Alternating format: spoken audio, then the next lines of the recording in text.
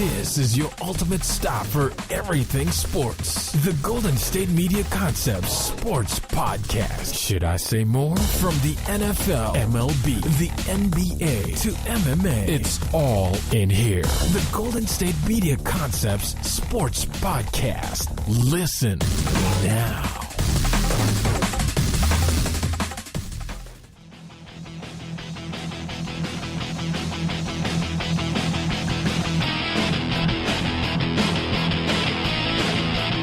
All right, now, thank you for tuning in to the GSMC Sports Podcast. I am your host, Tate, and today we will be talking about the possible NFL lockout.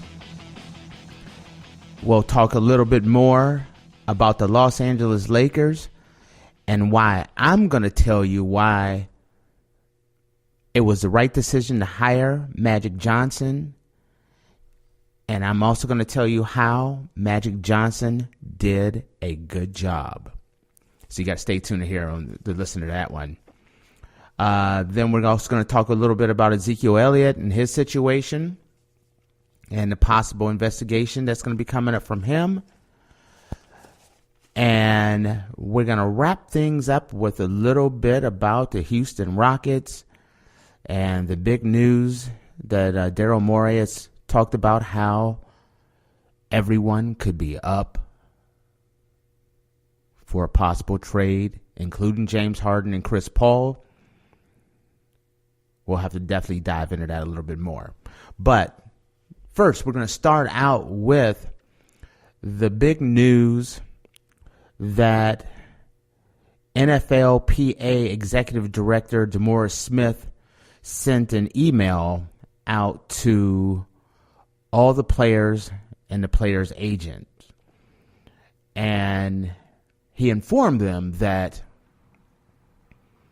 the collective bargaining agreement will be up in 2021. And he wanted the players to start saving money now, because the work stoppage could be as long as a year. Now, that is not a big surprise to me, with the fact that the contract is coming up in 2 years. It's kind of early. I was a little surprised that they're kind of posturing to get the word out that to have players start saving money now. And one of the things we all know is that athletes tend to burn through money really fast, especially young athletes. Matter of fact, a big chunk of athletes on their first contract, they literally live paycheck to paycheck. They will burn through their first contract a lot of times right away. Also, the first contract is always their smallest one. And when you're looking at players, they're young, they're fresh out of college, they're getting more money than they've ever had in their life. They're buying houses, they're buying cars, they're making a lot of foolish mistakes. And DeMaruice is just getting out there and letting them know, hey, listen, it's time to tighten up the bootstraps, because we could be going into a work stoppage. And you do not want to end up on the bad end of a work stoppage where you do not have money. And the reason why I bring up the fact that I talked about younger players is because primarily this message is to the younger players. More established players who have been in the league for a long time, they've already made the mistake of blowing through that first contract. They've already bought the big house, the big cars. And now they're a little bit more mature and they're not blowing through their money. But the young guys who are fresh out of college and they're just pretty much living off their signing bonus, guys who are going to be coming out of college next year, these guys definitely need the heads up to start preparing. And this could easily be a very, very touchy contract situation for the NFL. And where a lot of people may not think it's possible that the NFL will have a work stoppage, I say it's almost impossible to not have a work stoppage this time. And the reason why I say that is strictly because the last agreement that came about in 2013, when the details of that agreement came out, a big chunk of the agents, a big chunk of the players were highly upset. There was, as a matter of fact, there was an article that came out right after the agreement in 2013 came out, and there was players and agents, and they were saying that the agreement that the NFL Players Association had put together clearly failed the players. They even went as far as to say this is the worst agreement in professional sports history. And when you look at what basketball gets and baseball gets and some of the other major sports out there, the fact is that a player's contract is not worth the money it's written on. And I think this time there's going to be a lot of players that are not going to let the union just roll over for the NFL. Now, it's kind of funny when I look at, when you look at some of the stories and you start thinking about what are some of the things that the players are going to be looking for this time around. And the one thing that I keep hearing about from a lot of athletes, which I think is just idiotic, and that is one of the things that most people that I've seen so far that's talked about a work stoppage, one of the first things off the top of their head is always marijuana testing. I think it's crazy that should be the first thing that comes off the top of any player's mind when they start thinking about an NFL work stoppage and what's going to make them not show up and possibly stop the NFL season. Marijuana and weed should be the last thing on their list. And they talk about how in all the other major sports, other than basketball, no other sport do you get suspended for smoking marijuana. Not in hockey, not in golf, not in tennis, NASCAR. And so many players are talking about marijuana testing as far as players being suspended, players using it for pain management. When you look at a negotiation, the NFL will be willing to give them marijuana, but they're going to have to give up something as on their side. So if they get marijuana, maybe they got to cut pensions. Maybe they cut some insurance. Maybe you actually longer practices. You're going to give up something. And is marijuana really worth giving up something that could be way more valuable? So when I started thinking about it, because I heard so many players, the first thing off the top of their mind was marijuana testing. And I just want to shake them. I'm going to give you if I was an NFL player, what are the 3 things that I want to see come out of this next collective bargaining agreement? First thing, right off the top, should be a no-brainer. Guaranteed contracts for players. It should not be a situation where if you're LeBron James, you can sign with the Lakers and you know you're going to get every penny of that. You can be J.R. Smith. Cleveland doesn't really even want J.R. Smith. The Cavaliers don't really want J.R. Smith anymore. But they're going to pay him every single penny of that contract. Now, if you're a quarterback, you're a running back, let's use Ezekiel Elliott, or let's say Todd Gurley. Todd Gurley's having a little problem with his knee. Let's just say Todd Gurley has a bad year this year and a bad year next year. Do you think Todd Gurley's going to get every penny on that contract if he's fallen off? The answer is absolutely not. So that should be the number one thing players are fighting for, is guaranteed contracts, because the contract is not worth the money it's printed on, worth the money the paper is printed on. Another thing is maybe a larger share of the pie. With all the television contracts and jersey sales and all the revenue that comes into the NFL, maybe the players should want a larger piece of the pie.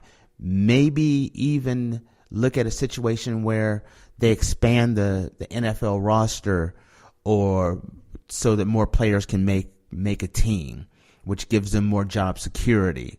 Maybe more money so that veterans can actually stick around on a team and not have to either bounce around or get cut.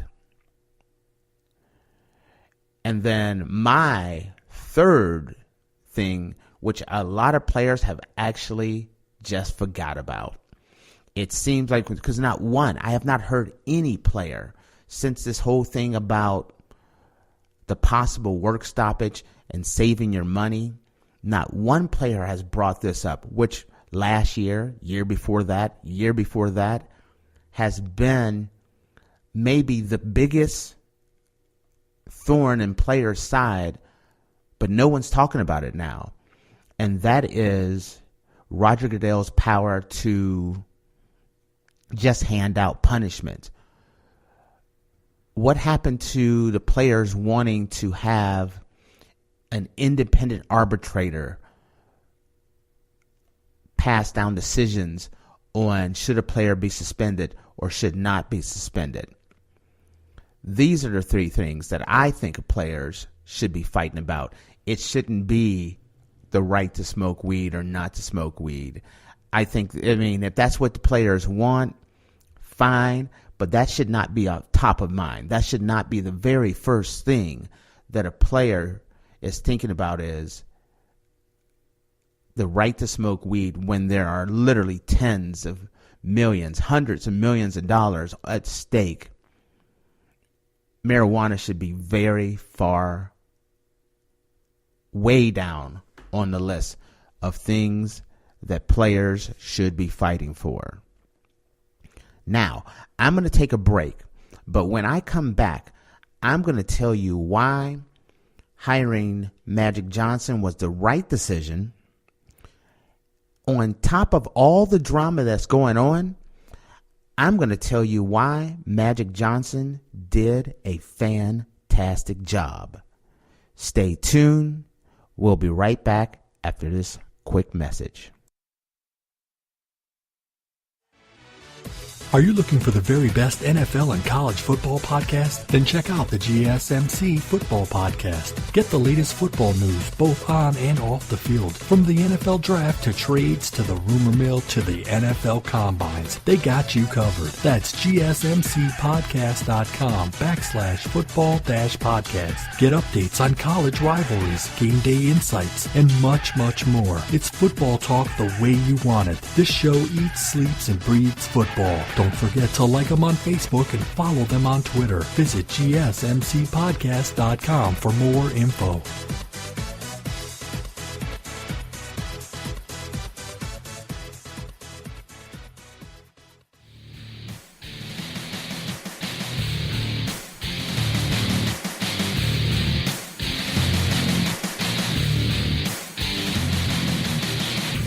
All right, we're back.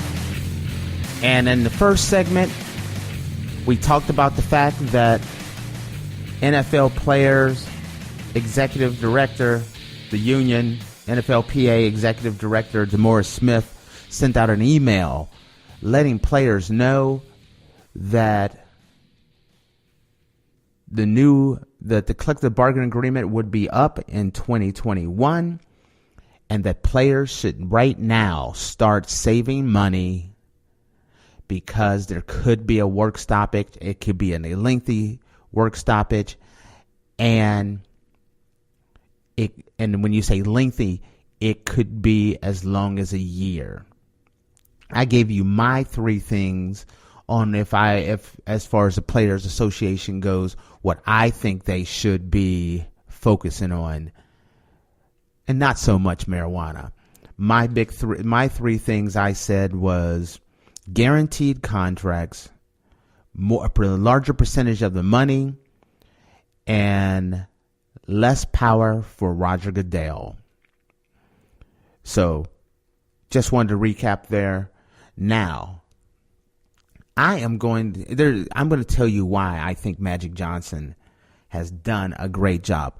There's all this news out here about the dysfunction of the Los Angeles Lakers and everything that's going on with Magic Johnson quitting. All the stuff coming out about Rob Pelinka trying to stab Magic in the back.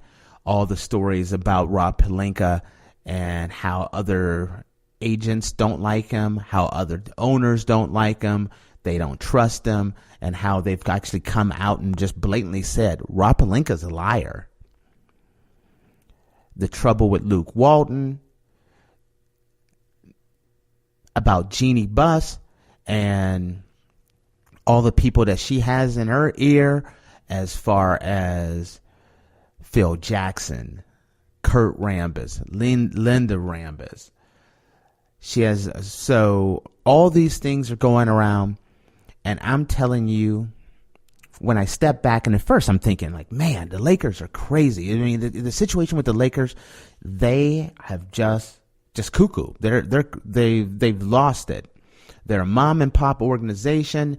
An article came out and talked about how they're a mom and pop organization, how Magic Johnson was kind of 2 people in one. Magic, the smiling, nice guy.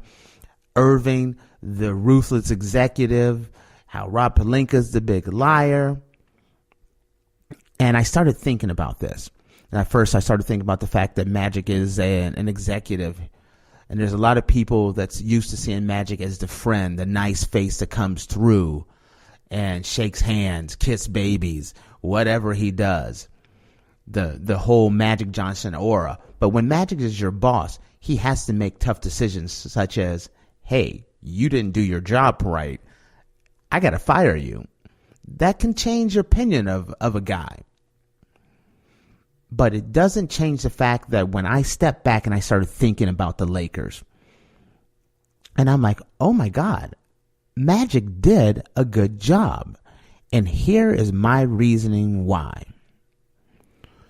When Magic Johnson took over, just think back 3 years ago, the Lakers was clearly one of the worst teams in basketball, if not one of the 3 or 4 worst teams in basketball. Yes, they didn't make the playoffs this past year, but because of injuries with Lonzo Ball, LeBron James being out extended periods of time, they went from the number 4 seed with only 2 games away from having the best record in the NBA to falling out of the playoffs, and that was strictly because the Western Conference is so tight. But when you think about 3 years ago, the Lakers weren't even sniffing the playoffs. Not a sniff. They had they had young talent, but they had a lot of really, really bad contracts. They had no room to bring on a max free agent. They were in trouble. They were going nowhere fast.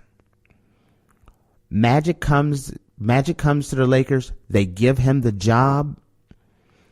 And quite frankly, when you give a guy like Magic Johnson a job like this, you only want him there for a year, 2 years, let's say 2 to 3 years. Because you want to use that Magic Johnson cachet to bring a little luster to the organization. A lot of players get interested. He does what Magic does, and then you move on to a more seasoned executive. And I'm saying Magic did just that.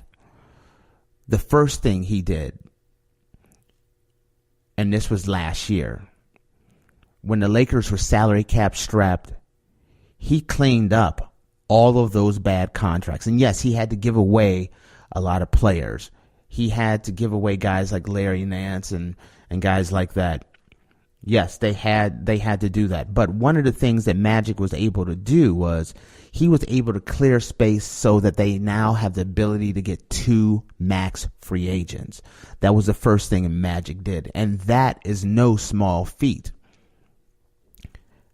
Next, first day of free agency, Magic Johnson is at LeBron James's house, the number 1 free agent in the entire world, maybe in the history of basketball, the number 1 free agent in history.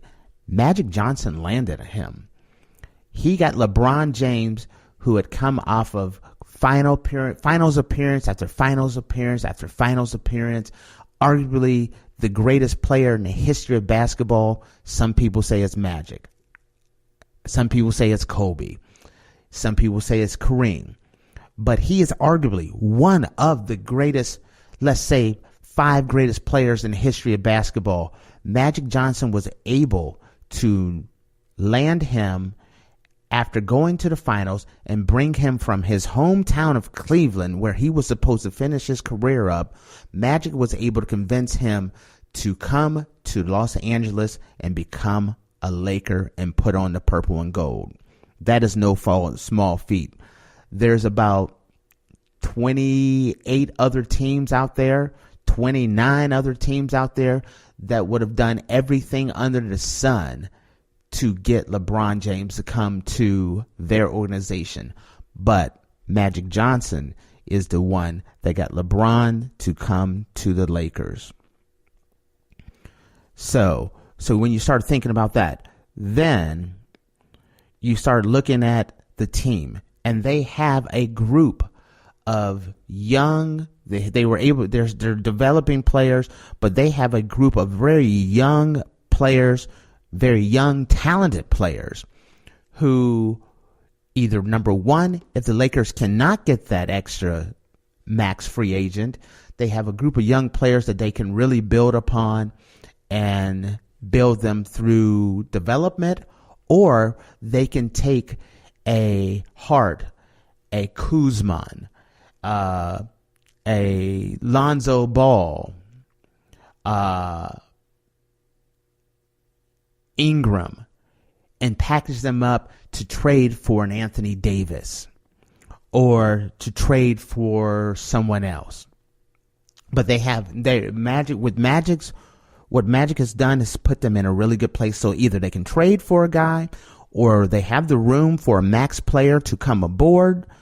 They can go through, bring on another max player, and still, let's say that the Lakers go out and they're able to get Kawhi Leonard to come aboard. They would still have the pieces in place to either have LeBron James and Kawhi Leonard plus Ingram, Ball, Kuzman, and Hart. Or you could package those up and go LeBron James, Kawhi Leonard, and okay, let's go trade for Anthony Davis and put our big 3 together. The Lakers, despite all the dysfunction that is going on, the Lakers are in a primary fantastic spot. Now, I will tell you who did mess up, who made a major mistake. That's Jeannie Buss. And here's the reason why. First off, the first mistake she made was when she brought Magic in, it didn't matter who they had as general manager. What Magic did, he would have done with Rob Pelinka, no Rob Pelinka. Hell, he could have had Kurt Rambis there. Everything that I just mentioned before, he would have been still able to do without question. But by having Rob Pelinka there and Jeannie putting together Magic and Rob Pelinka, there's a lot of talk that's the number one catalyst on why the New Orleans Pelicans had no interest in working with the Lakers, is they wanted nothing to do with Rob Pelinka. The second mistake that Jeannie Buss made is this.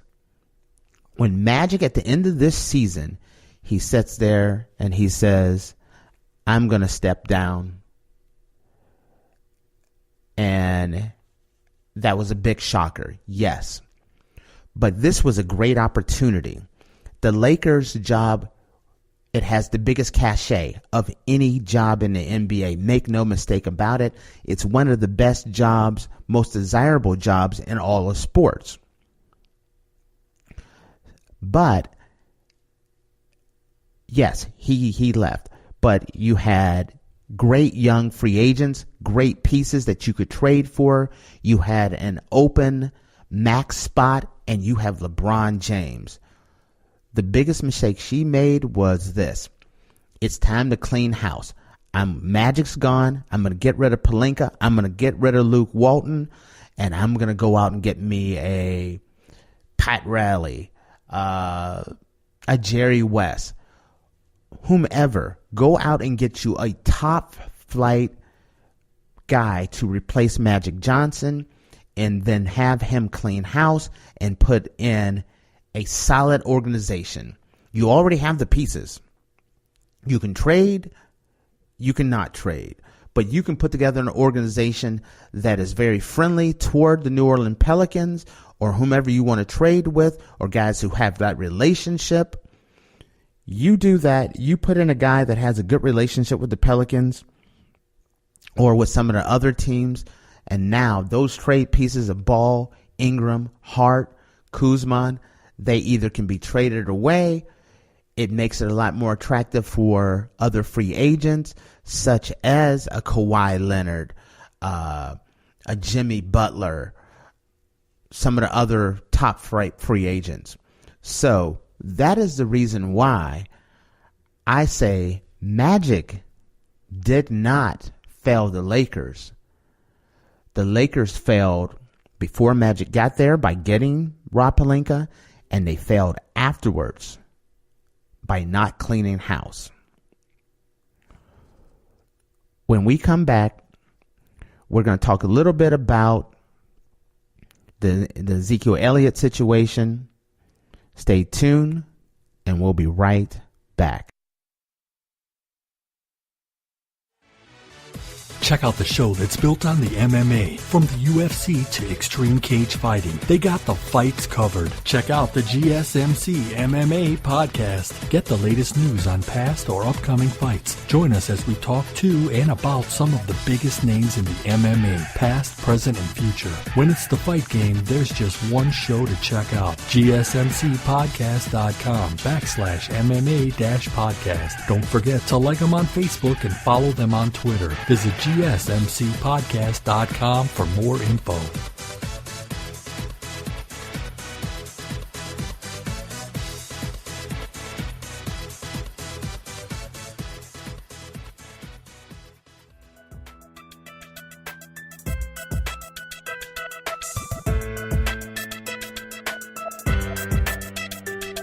All right, we're back, and we just finished talking about how Magic Johnson didn't do such a bad job after all, and how he set the Lakers up for potential success down the road here. Now, speaking of success, the Dallas Cowboys' success and Super Bowl hopes all ride on Ezekiel Elliott's shoulders. And when you look at the Cowboys last year, won the division, had a first round playoff win. That was all became possible primarily because of Ezekiel Elliott. But during the offseason, Ezekiel Elliott ended up in an altercation at a music festival in Las Vegas, in which there's a video of him kind of getting in the face of a security guard, kind of bullying him to the point where the security guard fell over.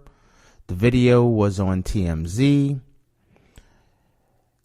and it looked like there wasn't going to be an investigation, but Ezekiel Elliott is definitely guilty of poor decision making.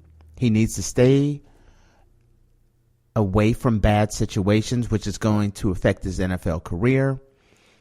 One of the things I noticed when I was watching the video is the fact that there was no one with Ezekiel Elliott to kind of keep him away from these kind of situations.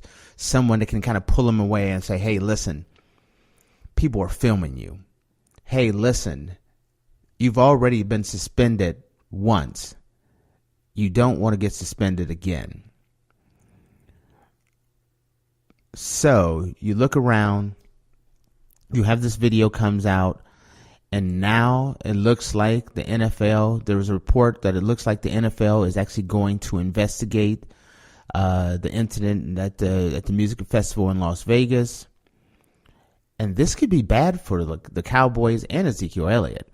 When you look around and he's getting in the face of a security guard to the point where the security guard is bagging away and falls over.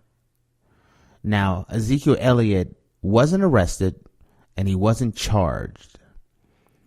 But when you think about the fact that last year he was suspended 6 games, the year before that, I believe it was the year before that, he got caught on video kind of pulling a woman's top down. Now, it turned out that the woman supposedly is a friend of his, but it's a bad look. It's incident after incident after incident. This is 3 instances in a row, 3 off seasons in a row, that Ezekiel Elliott is getting into some type of minor trouble or major trouble. Now, there's a lot of talk that maybe Ezekiel Elliott should not have been suspended for the 6 games that he got last year. And I know Jerry Jones definitely did not think he deserved to be suspended, and a lot of other people didn't think that as well. But it doesn't change the fact that he was suspended. It doesn't change the fact that this is the second set of video of Ezekiel Elliott making bad decisions. I don't think they're the 2 videos. I don't think they're bad enough to get him suspended. But this last one, it could. And the reason why I say it could, if it was anyone else that had never gotten in trouble, there was no track record, this would be clearly a no incident. But when you're coming off of a 6-game suspension and they've had video of you doing things that you shouldn't do in the past, the benefit of the doubt goes out the window. Not to mention that you have 3 incidences where you're trying to get a new contract with the Dallas Cowboys. And the Cowboys are stuck in a rock and a hard place because from everything I hear, Ezekiel Elliott wants to be the highest paid running back in the NFL, which would put him at that $15-16 million a year. And the fact of the matter is, NFL teams don't really want to commit to a running back that kind of money for as long as Ezekiel Elliott wants. You mix in the fact that he's getting in trouble, and this literally could have cost him millions. the Dallas Cowboys could take it and just say, listen, because of this incident, we're gonna see how well you have an off season that you don't get in trouble.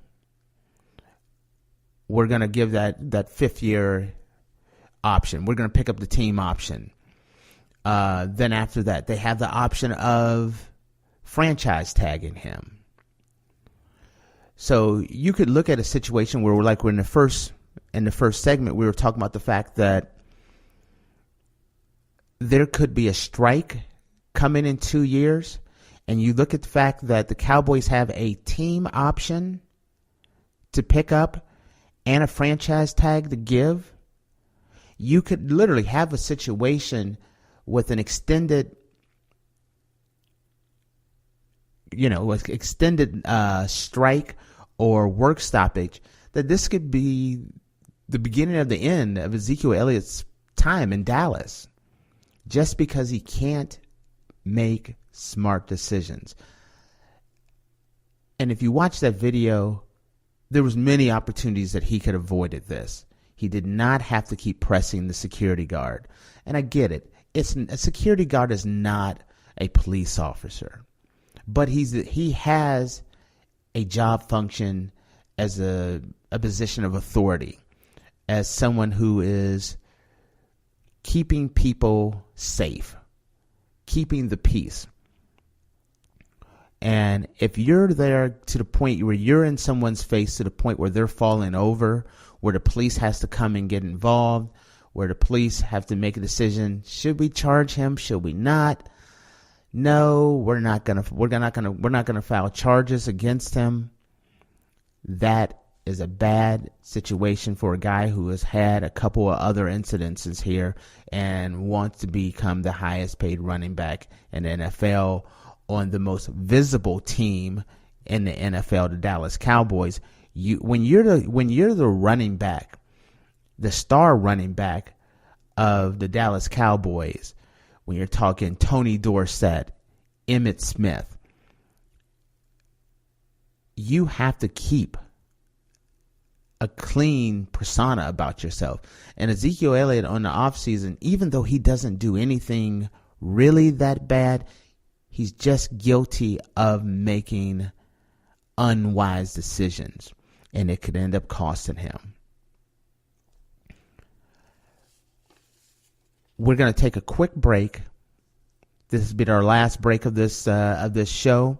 When we come back, we're going to talk about the Houston Rockets and the announcement that Darryl Morey made this week. Stay tuned. We'll be right back.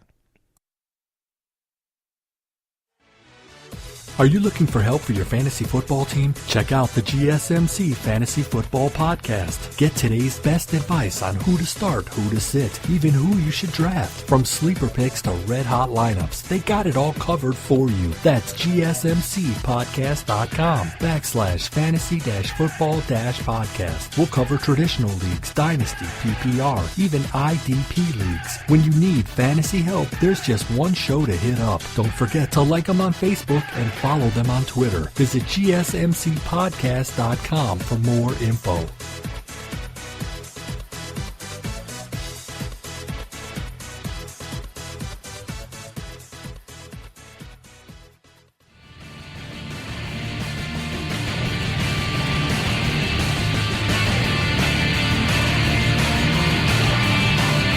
All right, we're back. And we just finished talking about the fact that the Dallas Cowboys have a little problem with Ezekiel Elliott and how the NFL is going to actually investigate it, or it looks like the NFL is going to investigate it. They haven't made it official yet, but there are reports that the NFL is thinking about investigating this situation with Ezekiel Elliott. And my take on it was primarily that I don't think Ezekiel Elliott has done anything enough to get suspended. But when you're having a situation where he's coming off of a 6-game suspension, he has other incidences where there's a video of him doing other things. At worst, he is guilty of making bad decision after bad decision and putting himself and his career in jeopardy and could cost him millions of dollars.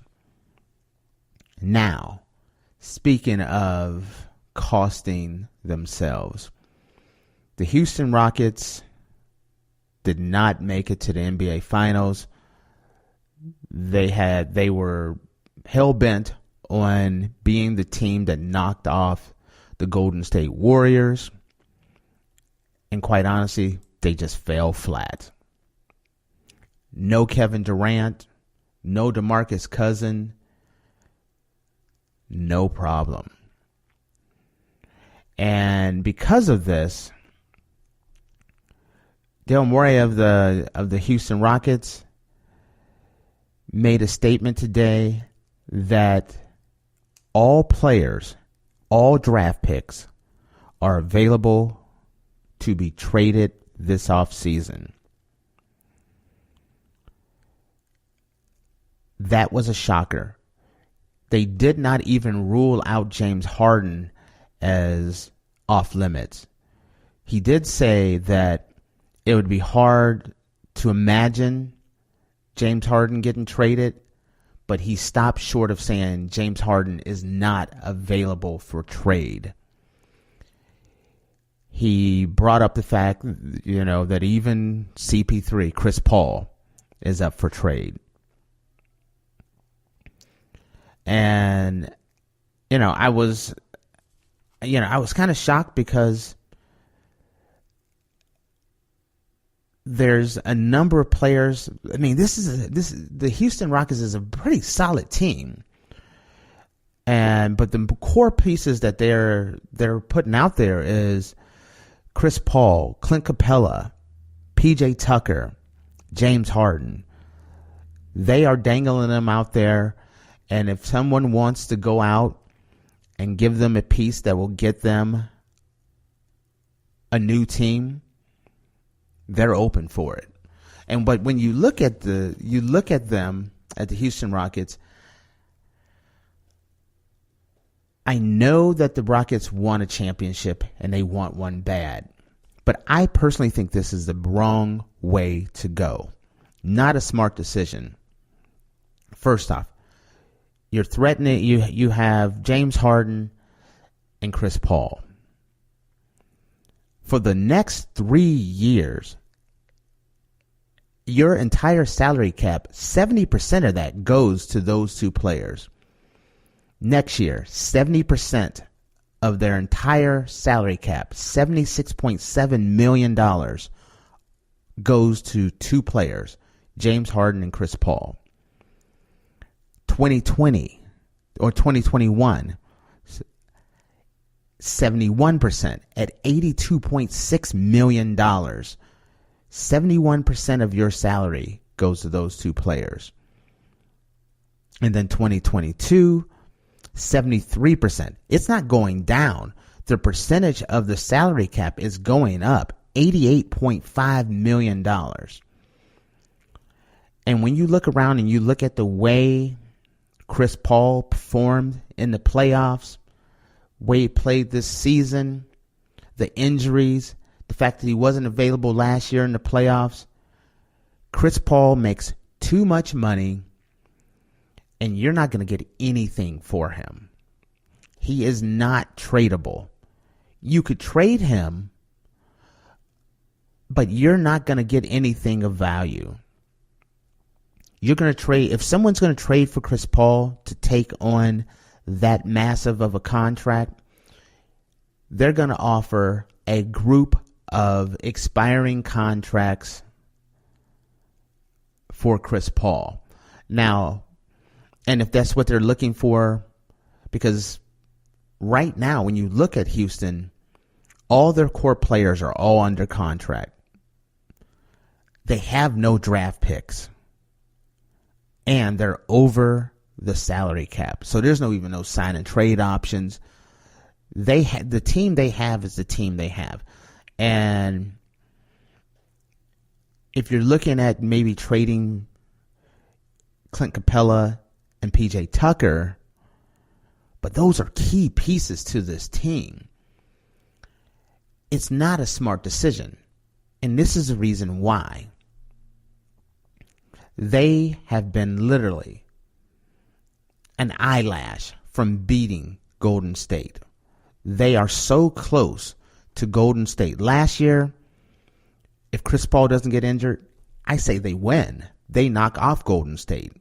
They may win the championship last year. This year, the only team that could stop them really was Golden State. So you look at this and you say, when you look at Golden State and the fact that Kevin Durant could be leaving and going to New York or Brooklyn or somewhere else,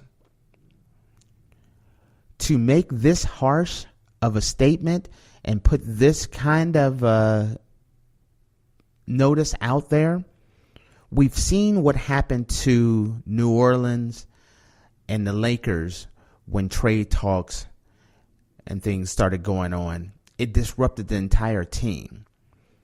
Saying that everyone is available, including Chris Paul and James Harden, is not a good move. You can get that out there. You can talk to some general managers and let them know, and the word gets out like, hey, they're shopping James Harden. They're shopping Clint Capella. They're shopping Chris Paul. But you can't confirm that. He put it out there. Everyone is up for trade. That is just a bad move. It also makes it so that the value of those players kind of drops. Now, if you do want Chris Paul, you know they desperately want to shake up that lineup. So you're not going to consume that giant contract unless you get something back majorly. So in order to get rid of Chris Paul, you may have to part with Clint Capella or PJ Tucker as well. And then at that point, what do you have? You have James Harden and what? It's just not a good move, especially with Durant. A possibility that Durant is leaving. Durant leaves, you could be the best team in the Western Conference, maybe even in the NBA. So is that smart? If you're going to make a move, I have the move for the Houston Rockets. Get rid of D'Antoni. D'Antoni, his system has been proven to work in the regular season, and to me, it has been proven to not work in the NBA playoffs. Whether it was New York or Phoenix or Houston or the Lakers, it just doesn't work. It's a good system for the regular season. It's a good system so James Harden can do whatever he wants and rack up as many points as he wants. But in the end, I don't like his system because I worry about James Harden. He runs James Harden too hard and puts James Harden in a situation where injury can happen, kind of like what he did with Kobe. I truly feel like D'Antoni's system shortened Kobe's career. And still, like I said, not a style of play that works for the playoffs. If you want to shake things up, go the route of bringing in someone that can figure out a way to use your 2, 3, 4 assets to their best. Bring in a quality coach that can figure out how to get James Harden and Chris Paul to work together. And not a situation where if Chris Paul's running the offense, James Harden shuts down. Get away so that Clint Capella and Tucker and Paul and Harden can all work together on the floor as a cohesive unit, and you may have a championship team there. D'Antoni, in my opinion, is the weak link, not blowing up the team. Besides, you have a situation where D'Antoni has 1 year left on his contract. He wants a 3-year extension. There's very little loss to get rid of D'Antoni. But when you're talking about this core group of guys, every one of them is all under contract, and they're going to be hard to get rid of. It's going to be hard to get back what you're giving up, with the exception of Chris Paul. No, you're not even with Chris Paul, because you're just going to be getting rid of Chris Paul for the sake of getting rid of Chris Paul and maybe some salary cap relief. Houston is paying. They're paying the luxury. The only thing you can do is stay the course, but maybe change up the leadership. They've already gotten rid of all the assistants. Might as well make it a clean sweep. Get rid of D'Antoni. Bring in another quality coach. Bring in quality assistants, and make another run at it. And hopefully Kevin Durant leaves Golden State, and you're right in this thing. With that concludes this episode of the GSMC Sports Podcast. As usual, I am your host, Tate, and we will be back tomorrow with more news and notes around the world of sports.